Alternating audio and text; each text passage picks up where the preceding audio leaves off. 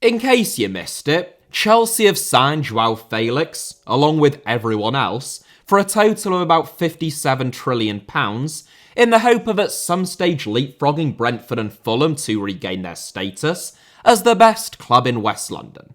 Currently locked in an epic battle with Liverpool, not for the Premier League title, but for the title as the Premier League's biggest banter club of the 2022-23 season, it is easy to mock Chelsea for their poor results this season and the monopoly money that they seem to be throwing about. Joao Felix's brainless red card on his Chelsea debut fed very nicely into that narrative and the sense that perhaps the Blues are just cursed at this moment in time. What isn't often pointed out is that Felix was the best player on the pitch prior to his dismissal, and that Chelsea lost pretty much all of their attacking threat the second that he went off. Nonetheless, the narrative has been set, and for the duration of his 3-game ban, Chelsea will pay £2.8 million in combined fees and wages, which is a pretty staggering sum. It's also pretty staggering to think that, at the start of the 1990s, signing a player for £5 million would be enough to set a British record transfer fee. Now twice that amount will get you a 23-year-old on loan for about 4 months before even factoring in their wages. There's a lot of talk about inflation at the moment, for very obvious reasons, but football is a business which has been inflated, unlike almost any other, over the last 30 years. Anyway, all of this is just a typically long-winded and convoluted introduction to a video in which I'm going to take a look at what I think are some impressive pieces of January transfer business signed on a permanent basis for less than the loan fee that Chelsea paid Atletico Madrid in exchange for Joao Felix. Felix's loan fee is variously reported as being anywhere between £9 million, which Google tells me is today equivalent to €10.22 million, to €12.5 million, which currently converts to a little over £11 million. In the interest of fairness, I am going to take the lowest reported figure, because I am nothing if not scrupulously fair, as you all very well know. Without further ado then, here are 7 January signings who cost less than Joao Felix's loan fee. 7th, Pablo Sarabia. It's flown under the radar a little bit, this one, but I think Wolves have pulled off a real coup in signing Pablo Sarabia, a full international, capped 26 times by Spain, who was part of their World Cup squad in Qatar and almost scored a last-minute winner against Morocco. Sarabia is a player of real pedigree. In his last season at Sevilla, in the 2018-19 season, Sarabia scored 22 goals in 52 games, prompting a €20 million move to PSG.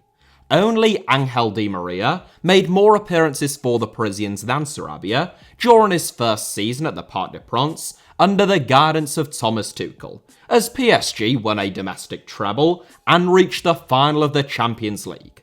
That was only 2.5 years ago. Last season, Sarabia went out on loan to Sporting in Portugal, which was bound to put him on Wolves' radar, where he bagged 21 goals in 45 games. Even during the first half of this season, prior to him getting snapped up by Wolves, Sarabia had made 19 appearances for PSG, playing just 1 game fewer than Lionel Messi. Most commonly deployed on the right flank, but capable of playing on either wing or up front, and actually at his happiest when operating in a number 10 role, Sarabia is fantastic on the ball. He's intelligent in terms of both his vision and his movement, and even now aged 30, there still aren't many Premier League fullbacks who would be able to keep up with him at full flight. Wolves boss Julian Lopetegui just missed Sarabia with both Sevilla and Spain's senior team, but he spent about 4 years working closely with him in Spain's under-19 and under-21 squads. Whilst I've no doubt that Sarabia will be hoovering up a considerable chunk of Wolves' wage bill, reportedly having been on just shy of £90,000 a week at PSG, his €4.4 million transfer fee for a player of his talent and age, who Lopetegui already knows well, looks like a bit of a bargain to me. and I wouldn't be surprised to see him play a key role in dragging Wolves away from the bottom three and any fears of relegation during the second half of the season. 6th, Mislav Orshic. If it's bargains you want, then Dinamo Zagreb tends not to be a bad place to go in search of them. Unlike a lot of Dinamo's exports though, Mislav Orshic is no spring chicken. Having made his name with Inter Zapresic, a club that no longer exists, Orshic left Croatia to join Spezia in Serie B, followed by 4 years playing in Asia, where Orshic starred in both the K-League and in the Chinese Super League. He sealed a return to Europe with Croatia's most successful club in 2018, and since then, he has been in absolutely irresistible form. Whilst playing predominantly on the left flank, he's scored 91 goals and made 40 assists in 214 games for Dinamo Zagreb, including goals against both Chelsea and AC Milan in this season's Champions League. His outstanding form saw him called up to the Croatia squad for the first time in 2019 at the age of 26, and he has since won 27 caps for his homeland. Orshic impressed with Croatia at the World Cup, scoring in the shootout as Croatia beat Brazil, having already provided the assist for Bruno Petkovic's equaliser, and he also scored the winning goal in the third-place playoff against Morocco. Absolutely rapid, Orshic has shown few signs of slowing down, having just turned 30, at a fee of between £6 to £8 million, which is all that relegation-threatened Southampton have paid to sign him this month, would seem to be a real bargain. Incredibly, the only competition the Saints faced for his signature supposedly came in the form of Championship League leaders Burnley, who are reported to have bid £7 million for him earlier in the window. I'm not as convinced that Orshic can drag Southampton away from the drop as I am that Sarabia can do so with Wolves, just because I am not at all convinced by Nathan Jones anywhere that isn't Luton Town, but Orshic is a big game player with a useful knack of scoring crucial goals which could prove vital. Incidentally, he is also a bit of a set-piece specialist, but I can't see him getting to take many of those at St Mary's. 5th, Geronimo Rulli. Taking a break from Premier League signings, Geronimo Rulli joined Ajax this January for a reported fee of just €8 million. A goalkeeper who is probably best known in England for scoring the 11th and ultimately the winning penalty in Villarreal's remarkable penalty shootout win against Manchester United in the 2021 Europa League final, with what was actually a brilliantly taken penalty. I have rarely seen Rulli have a bad game, and I'm always surprised that he has only won 4 caps for Argentina. Of course, Emiliano Martinez has made the number 1 shirt his own since making his debut in 2021, but Argentina started both Willy Caballero and Franco Armani at the 2018 World Cup, meanwhile Rulli didn't even make their squad. He did make their squad in 2022, but with Martinez flying, he didn't play a single minute of football as Lionel Messi went on to lift La Albiceleste's 3rd World Cup. At club level, Rulli made his name with Estudiantes before spending 5 seasons as Real Sociedad's number 1.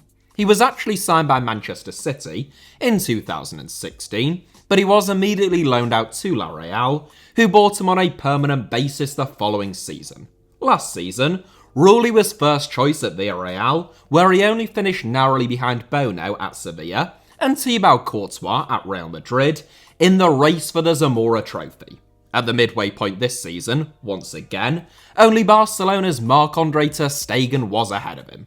For a modest fee then, Ajax have signed a really good goalkeeper, who is still only 30 years old, a baby in goalkeeping terms, and it makes sense that they should have a sharp eye for keepers, given that Edwin van der Sar is their CEO. So far this season, 39-year-old Remco Pasveer has been Ajax's number 1, and they have conceded more goals than Feyenoord, AZ Alkmaar, and FC Twente in the Eredivisie. They'll be hoping that Rulli can quickly start to change that. 4th, Daley Blind. From an Ajax January signing to an Ajax January sale, you might not expect Daley Blind to fetch an enormous transfer fee at this stage of his career, but he is almost certainly younger and better than most people imagine, which seemed to me to be perfectly good grounds for his inclusion. Blind's 4 seasons at Old Trafford were neither disastrous nor spectacular, but his form after returning to Ajax, especially when one thinks that he collapsed in training in 2019 and was diagnosed with heart muscle inflammation, leading to fears that he might be forced to retire, has been nothing short of outstanding.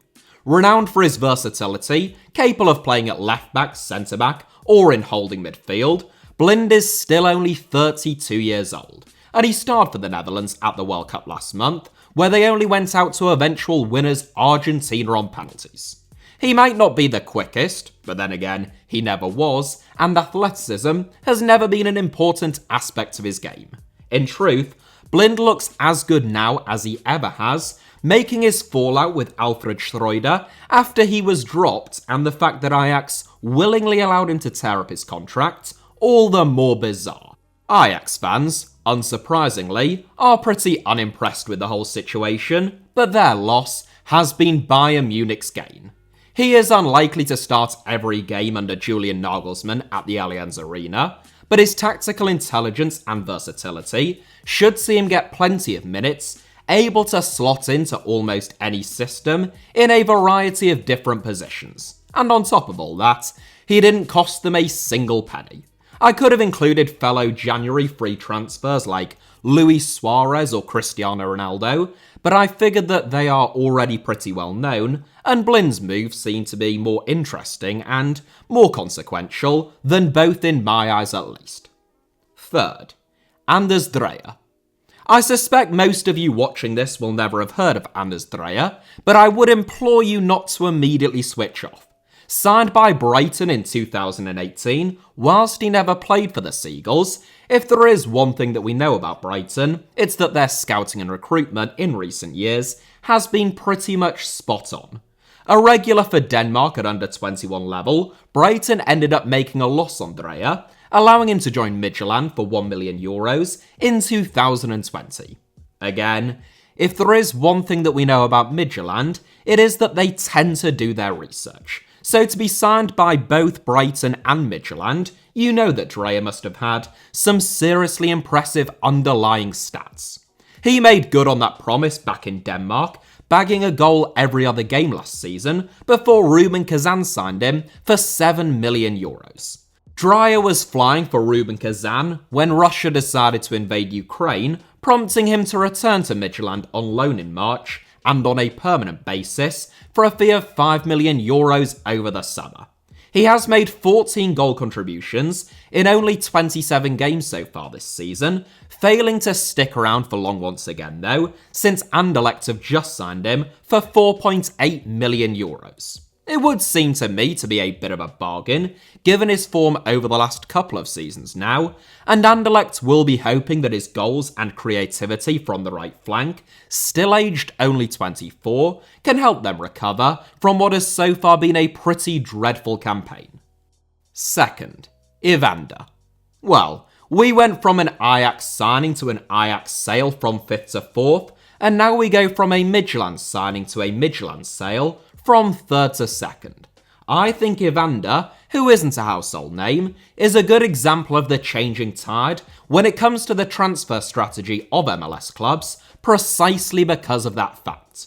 Whilst there are still some very highly paid big names in Major League Soccer, the likes of Lorenzo Insigne, Xherdan Shaqiri, and Federico Bernardeschi come to mind, even they are on the younger side compared to the league's stars of yesteryear, aged 31, 31 and 28 respectively, but also far more focus has been put on signing hungry, young and promising players, often from Latin America now rather than Europe, who will actually improve during their time at the club and retain some sell-on value. We have seen that with the likes of Luciano Acosta and Sebastian Drusi, two Argentines who made the 2022 MLS Best 11, and Jon Duran and Ishmael Kone, aged only 19 and 20 respectively, who were just sold by MLS clubs to Aston Villa and Watford. Kone, in fact, quite nearly made this 7. Brazilian midfielder Evander is a signing in a very similar vein. brought to Portland Timbers during the current window for a fee of around $10 million or €9.5 million. That already makes him the 9th most expensive signing in the entire history of Major League Soccer, but in exchange for that fee, the Timbers, who missed out on the MLS Cup playoffs last season, have signed someone who will instantly become one of the most gifted and intelligent players in the league, and still aged only 24. A former Brazilian youth team international who made his name with Vasco da Gama, Evander joined Midtjylland for a fee of just €2.4 million in 2018. Since then, he has made 88 goal contributions in 167 games, playing in central, attacking, and in holding midfield. His vision, touch, and weight of pass allow Evander to either dictate or create, and it should be said that he scored 17 goals from midfield last season alone in Denmark. First, Facundo Buonanotte. I have said it before in this video, and I'll say it again, Brighton's recruitment is outstanding. The Seagulls have lost so many seemingly pivotal players over the last couple of years, and indeed their manager, of course, and still somehow, they just keep on getting better and better. The likes of Alexis McAllister, Kaoru Mitoma, Evan Ferguson, and Moises Caicedo give them the building blocks to mount a sustained challenge for European football over the next few years, should they manage to keep hold of them, and even if they don't, as we keep seeing, there's every chance that someone else will be waiting in the wings to fill their boots. Facundo Buonanotte may be one such man, or boy in this instance, now waiting in the wings, following his £5.3 million arrival from Rosario Central at the beginning of this month. Since making his debut for Rosario less than a year ago, Buonanotte has played 34 games for the club, becoming a regular fixture and winning a call-up to Argentina's prestigious under-20 team. Catching the eye with the maturity and completeness of his game at such a young age, Buonanotte has already played in every single midfield position, on the right, left, in an advanced role, and as a box-to-box player. I suspect that his future lies on one of the two flanks, most probably on the right, where he looks so dangerous cutting inside onto his favoured left foot. Brighton just seem to keep plucking these gems out of nowhere, and Moises Caicedo in particular, I think has everything that it takes to become one of the best midfielders in the world. Buonanotte was a less left field signing, though still very typical of Brighton, and though I have seen less of him, all indications suggest that he too, currently aged only 18, could become a real superstar. That is it for today's video. There are, of course, lots of other January signings that I could have included, but these are just 7 that I found interesting, and I hope that you did too. If that was the case, then feel free to hit the like button. Apparently, it helps something, somehow. Thank you all very much as ever for watching. Let me know your thoughts down below in the comments. Make sure, of course, it goes without saying that you are subscribed and have notifications turned on for the channel, and you can also find me on either Twitter or on Instagram just via the username at HITC Sevens.